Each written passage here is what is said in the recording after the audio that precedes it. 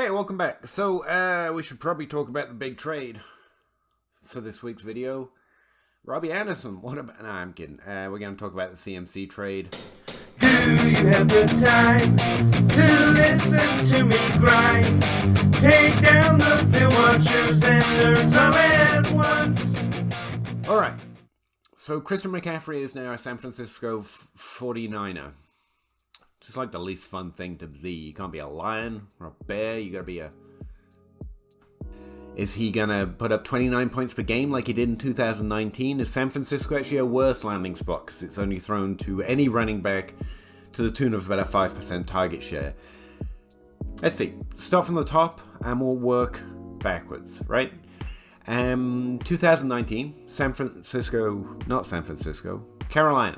Christian McCaffrey breaks fantasy football, puts up 29 points per game. We only have two running backs currently averaging over 20 points per game, and that's Austin Eckler and...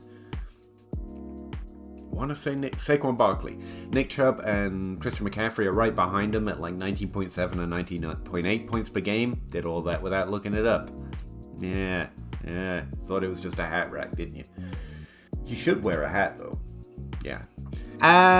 This year, Christian McCaffrey is Christian McCaffrey, just in case you were wondering. From a statistical standpoint, he is co-opting just all the volume. He's got over a 23% target share, I think, or 63% rush share, and an enormous opportunity share on the Carolina Panthers. The problem with that for Christian McCaffrey in fantasy football, at least this year, is that that's amounting to about 14 rushing attempts per game and about 7 targets a game.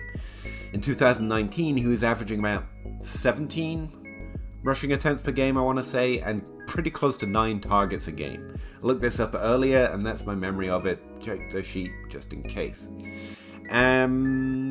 So that's less. It's like 3 rushing attempts less and 2 full targets a game. So about 5.5 touches or opportunities a game less. San Francisco 49ers this year, 3-3, 50% win rate, nice easy math. Whereas the Carolina Panthers suck.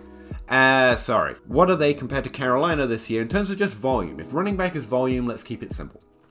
They are about 7 attempts a game or opportunities for football players a game more than Carolina right now, which you'll note is more than the decrease in Christian McCaffrey's touches from 2019 to 2022, it is now? Yeah.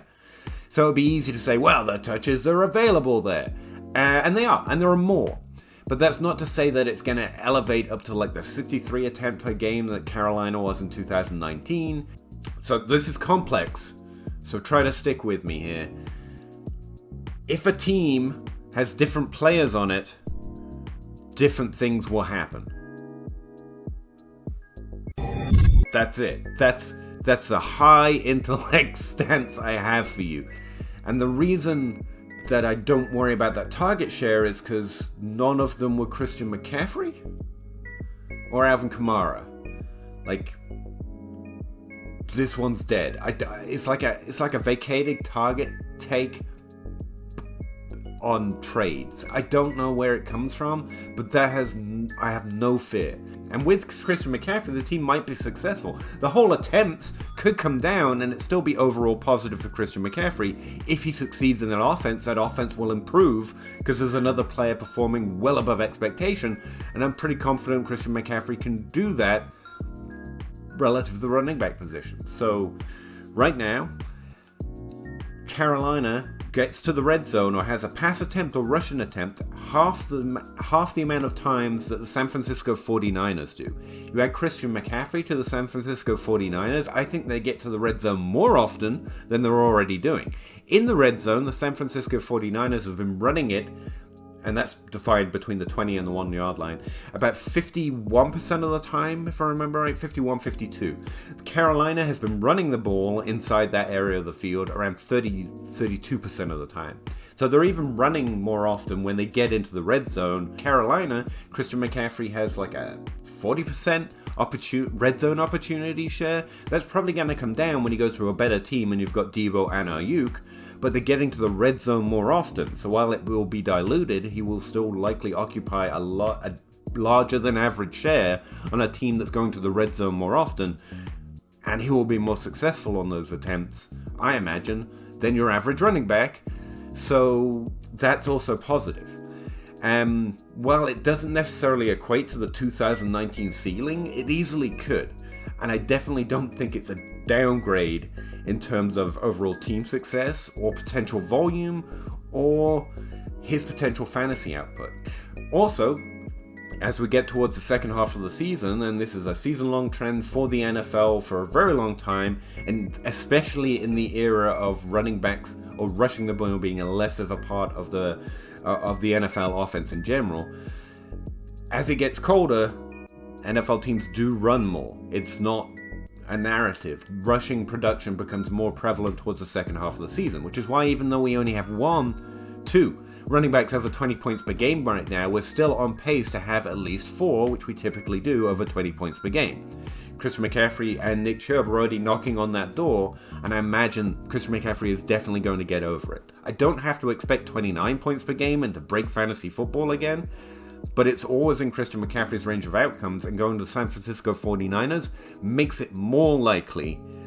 That's all remarkably boring and uninteresting. Honestly, that's what the debate is. The volume and target, and it's nonsense. We know the answers to these.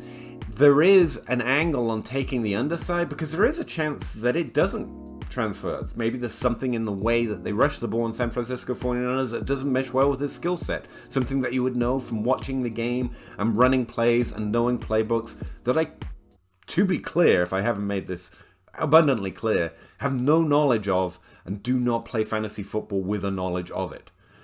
So make sure you listen to lots of people with lots of other sources of knowledge that they can refer to and talk about Kyle Shanahan's history with this type of running back and that stuff. But in terms of volume, there is no reason to suspect he will get less. In fact, he should have the opportunity to get slightly more on a team where more of that opportunity is going to come in the most vital area of the field, where he has proven to be very effective, even in Carolina. So that's it. Why am I describing that as the most boring? Because it's the one that's easy to argue about. Because you can look at points per game, and you can look at target share, and you can look at it. But it's all nonsense. Because let me ask you a question. How many teams can now do something that they wouldn't have done last week? Well, I want to win, bruh, so I want CMC. Why was that not true last week? He's running back 4 this year. The subject I actually thought I'd be talking about, or planned to talk about a lot, because I've been trying to get into spaces that I don't normally hang out, to try and meet some new people, get into some different Dynasty conferences, not because I'm bored, just because I want to talk to more people about more stuff, and also I learn more about what might be useful by talking to people who might not be asking the same questions. And one of the things I found on the DLF forum and the DLF Discord is I have noticed a lot of the trade questions that right now in season, because I've never been in those spaces during the season, that come up make me realize we often talk about playing Dynasty more like a redraft player, and I've always thought I was very much on the edge of the scale for willing to play Dynasty like a redraft player. But a lot of the questions I've been being asked, or found, they're not asking me, they're just asking, and I'm butting in like a doofus, like, I like to talk about this stuff, would you like to hear me say some things? I've realized I'm much more towards the center of that scale than I realized on the spectrum of Dynasty play, because the questions are honestly of the vein of, I am competitive to get in the playoffs, should I trade for Ezekiel Elliott?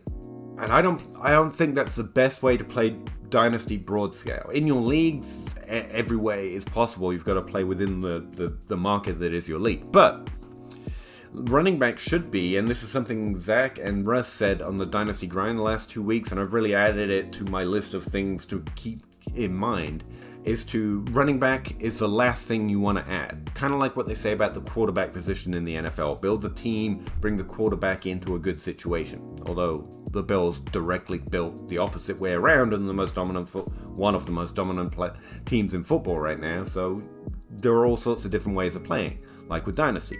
If I think there's a better than 50% chance, like I think I'm going into the final, I've got Mark Andrews, I've got Saquon Barkley, I've got, and Christian McCaffrey still doesn't make that list, because what just happened, I think is going to overwhelmingly either make the guy rostering Christian McCaffrey say, I am now playoff bound, or it's going to make them say, I think he's at least as good as he is, or I'm going to wait and see. I think that's going to be the majority of approach. They're not going to trade him for less than they would have last week. That's the only team that has a window of action right now based on this trade. And it is to say, give me actual CMC value. Christian McCaffrey to one of the top 5 teams who have Javonte Williams maybe, and say, give me Javonte Williams and 223 firsts. Give me Jalen Waddle and a 23 first. Give me Justin Jefferson.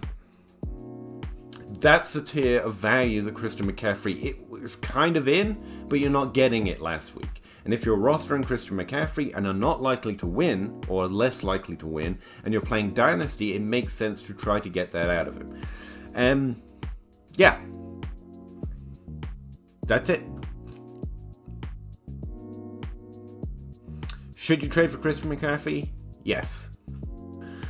Yeah, there we go. That's it. I hope you enjoyed it. I hope I managed to cut this down to 10 minutes. You don't want to know how long it was originally. I really appreciate you guys, as always.